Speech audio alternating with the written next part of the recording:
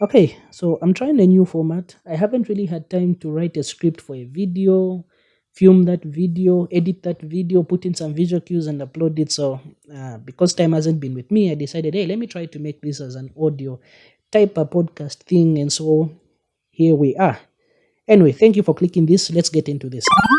So, a couple of months ago, I made this video where I was talking about how money is made online and why our Zambian artists aren't really making as much money. It was a pretty cool video to make. I really enjoyed it. I'll link it in the description. Should be the first link. Now, on my radar, a couple of weeks, I've been seeing videos by this cool guy, Able Black, who made the video talking about streams. And also, Bobby East came up, who was, I think, reacting to what Able Black said. And lastly, DJ Mzengaman made a video recently where he was also talking about this and really had his own take on all of this. I will link all four videos. The first one should be mine, and the others will be Bobby, Stable Black, and DJ Mzengaman. Now, after you watch this, then you check out their videos, maybe you kind of see the whole issue that I'm still having with this whole system. So, to get into my video, a basic summary that I can give for what my video was about was a basic understanding on how these services like YouTube, Deezer, Spotify, Boomplay, how the models that they use to kind of give us a free service, especially here in Zambia. Like YouTube, the version we use here in Zambia is almost like the YouTube premium version that they use. So I don't know if you knew this or maybe you did, but YouTube isn't 100% free. However, in countries like Zambia, where that model would just fit in with how they make their money, we have a somewhat free version. The best way you can test this out is by setting a VPN to a place like the USA and just trying to use YouTube. You get to see that, hey, the version of YouTube we're using here is much more better, especially if you find ads disturbing. We all do. So let's try to understand this one thing. So we've said YouTube have the ads and also, oh yeah, subscriptions. They also have subscriptions. So basically, I think that's like what, $10 for YouTube Premium, and it scrubs off the ads. You get YouTube Music, and I think you can listen to it whilst your phone has minimized. I don't really know. Anyway, that's not really the main focus of the video. So let's just get into this. Let's take Your Maps as an example. Supposing Your Maps has got a song that has got 3.5 million views. Let's try to understand this from a Zambian perspective, because we're looking at this from a Zambian view. We're not looking at this from other countries. So Your Maps has got 3.5 million. Let's say 3 million views on a particular song. And let's say 2.5 million of those views are from Zambia. How much would he make? Now, if it's on YouTube, you just have to first understand. If you opened Your Maps video and you didn't see any ads, guess what? That has really removed a huge chunk of the money, potential money that Your Maps would have made. So, platforms like YouTube, Spotify, and all these other platforms will incentivize creators for mainly bringing up people. Think of this. You're not on YouTube just because of YouTube's sake. You're here to watch a particular video. You're not on Spotify just because of Spotify, or you're not on Boomplay just because of Boomplay. The specific creators that it is you followed there. And so these platforms understand that, and they'll be like, hey, let's incentivize the mags that bring people onto our platforms by paying them something. It will motivate them also to continue making more to continue making more content that will bring people onto our platforms. So that's that in a nutshell. Now, outside of that, they also have to realize that that might not necessarily be enough to sustain them. So they'll bring in ads onto their platforms for those people who are coming up for free. So usually, like for instance, if you're using Spotify, the free version without paying for it, Spotify kind of do the DSTV thing where DSTV advertise DSTV on DSTV. I don't know if you've noticed that DSTV ads are usually DSTV, which is different from a platform like Topstar. Topstar will advertise phones and all sorts of other things, and that kind of helps make, more like subsidizing the price of how much these things are. Or think of it in this way: Techno, Itel, Infinix, if you're using those phones, you will notice that there are ads that pop up onto your menu, on top there, download this and that. All those things help to incentivize the pricing so that you won't spend so much, thousands and thousands of kwacha. They'll be covered up by those ads. So that's the basic thing that's also happening onto these platforms. We have a country like Zambia that mainly uses a platform like YouTube for free, so there'll be ads that they'll try to put up. But then, here's the caveat to this. Here's the funny part. Those ads that they want to put should be of things that they can interact with. What do I mean? Imagine you're watching your maps video and you happen to see an ad for, let's say, come to Disneyland. You won't really relate with that. You might know what Disneyland is, but what are the odds of you getting a plane ticket to go to Florida and go to Disneyland? The odds are really low. So they would really want for Zambian companies or local companies to say, hey, we'll advertise with you, we'll pay this amount so that you can put up ads of our products, of our services onto these platforms. But now, if you've been on Spotify, if you've been on YouTube, it's not every day that you'll see a Zambif ad. How often do you see Zambif advertising their milk? How often do you see ShopRite advertising their things? In fact, I think the moment you start seeing Zambif ads on YouTube and all these other things should tell you that, okay, so we're getting somewhere as a country. But that will mean it would disturb us who like watching YouTube without seeing these ads. We'd have to use ad blockers. So Spotify, like I was saying, use the DSTV model. If you're using Spotify for free, as you are playing, maybe you're trying to skip a track, I think they give you 6 free skips. Afterwards, you have to wait for an hour. As you are skipping, you can then hear an ad telling you to subscribe to Spotify Premium and so forth and so on. Now that we have that basic understanding on how it's just not engraved in our culture to subscribe for these platforms, we will understand how much money these particular artists will have. So back to Your Maps again. Your Maps gets millions and millions of views on YouTube. But now a huge chunk of those millions of views are from Zambia, within Zambia. So already we can see that there's a breakdown. There's a breakdown in the sense that because Zambia is not on that monetization list on YouTube, it means that creators who have Zambian audiences won't really enjoy that money benefit that will come by getting those views on these platforms. So we've seen a rise in platforms like Boomplay now. But again, it's still the same basic thing.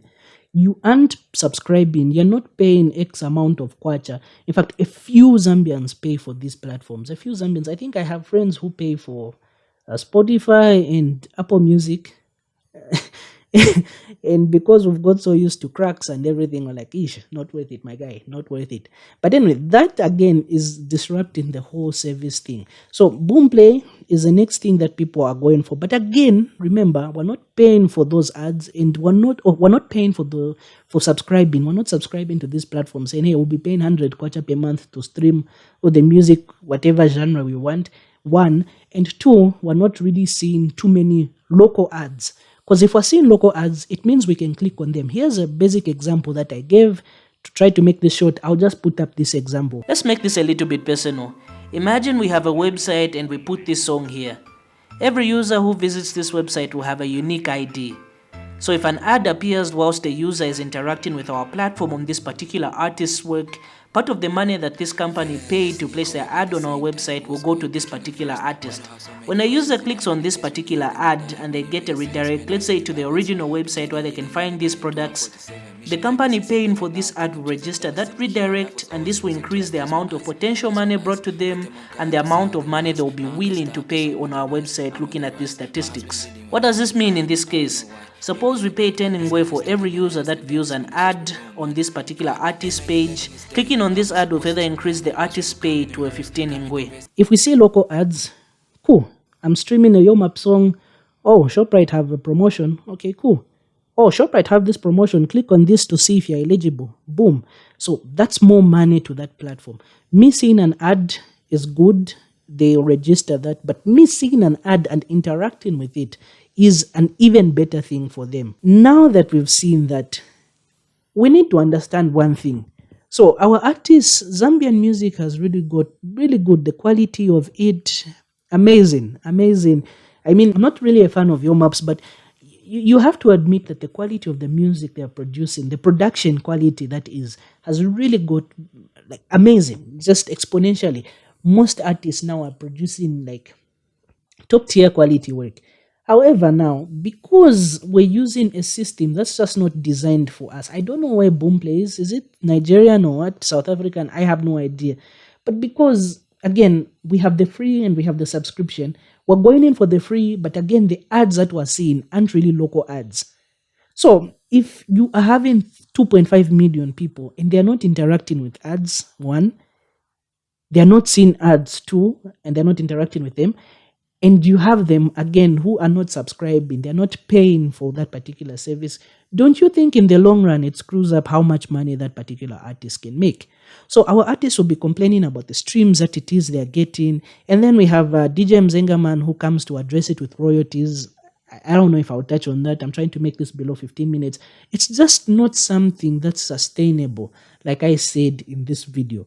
Again, we have a platform like Mvesasani that sells music, but I don't really want to buy music at 10 kwacha per song or 100 kwacha per album. Nah, it just doesn't seem like a good trade when I can listen to it on YouTube for free or Spotify for free. Again, it's not becoming a trade. So, the solution that I can give out in Zambia, what we would desperately, desperately need to help grow the music industry is having our own streaming platform. I know. That's a whole lot of work. How about these other platforms? Check. Our artists have got this link tree thing that allows them to put their work on virtually. Ah, my goodness. I was checking out a friend's work. I think I can even I can even give a plug. So I was checking out Dappy's work, and Dappy was showing me his Linktree thing. I don't know if it's Linktree. I'm a little bit new to this music business thing, but it allowed the mag to put his work on what? AudioMac, Spotify, Boomplay, Deezer, iTunes, Tidal, and all sorts of things. And it's just like one distro and it's dashing out to all these platforms. So, my solution is we have a primary platform that's specifically tailored and made for Zambians. But that doesn't mean our artists won't put their work on these other platforms. That way, we can control the narrative to say that, okay, supposing we say we'll have 7 kwacha per month as a subscription or 10 kwacha per month as a subscription, then we'll also have a free version. And this time, guess what? This free version will have Zambian ads that you can interact with. They'll have ads by Shoprite, they'll have ads by Zambif, by Trade Kings, by Bolabet, and whatever it is, all help, all interacting with the Zambian market. That way, even if we have users who don't want to pay for a particular service, they would still be bombarded with ads that they can interact with, and we will have an emotional attachment to. I mean, missing ads by Topstar or Topstar are finally streaming Teen Titans Go or Looney Tunes Show. Missing that versus missing Come to Disney World, we are doing 50% off. I'll always opt for the Topstar ad. I'll always opt for the ShopRite ad, the Zambif ad, the Job Biscuit ad versus missing an ad that I have no emotional attachment with or to. So I guess the thing that we need right now won't be Zambians claiming that they have 75 million or bragging about how they have all those ads. I mean, at the end of the day, what's the whole point of you getting, 5 million views in 2 days and being paid something like 25 kwacha for it, or 300 kwacha, or 1000 kwacha? That's not making any sense. And I honestly don't feel like that's something that's worth doing. Now, DJ Mzengaman also touched on royalties, and my goodness, those were some outtakes that I saw from him, especially the part that's saying that clubs and restaurants should be paying for playing your music. The restaurants part, oh my goodness, my goodness. I think just to briefly touch on what DJ Mzengaman was talking about, the royalties part, yes, I think royalties are they are something that's worth looking into. However, not necessarily the way he put it. So I think removing restaurants out of that just doesn't make sense. I don't think restaurants would be a good place to put royalties on. I think royalties should be placed on things like, one, caller tunes. Those are good royalties. I think that's already a system that's put in place. You call me, we hear season younger, X amount will go to your maps at the end of the month. That's a good thing. Coming into clubs, I don't know to what degree we can pay for those. Okay, so sorry, this is not scripted. It's all over the place. So we'll come to the clubs and the radio stations at the end. But then, so we said caller tunes and even other things that have IP, intellectual property, like say, what movies and series. If they have your music, yeah, let them pay royalties. That's due. Yeah, that is okay. Now let's come on to radio stations. Okay, that would be the bigger. Let's come to clubs. Clubs playing your music. I think certain deals can be struck, especially because these are helping. It's like a two-way beneficial thing. Your music is being promoted, and also the club has people who are enjoying certain things.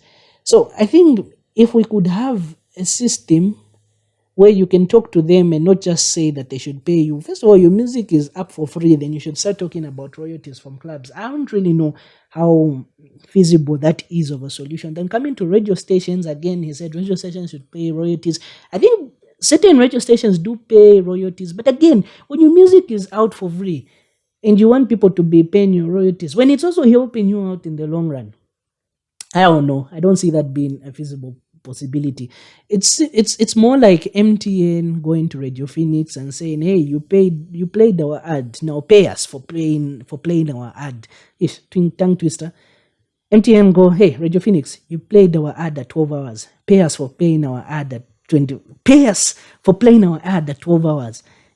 Something like that. When it's actually the opposite thing. I don't know. Royalties, it can be a discussion to put on the table, but hey, I don't just think that would be a possibility, especially with the Zambian market. We also have to understand where we are. Of course, people will say it's not about where we are, but it's about where we're going.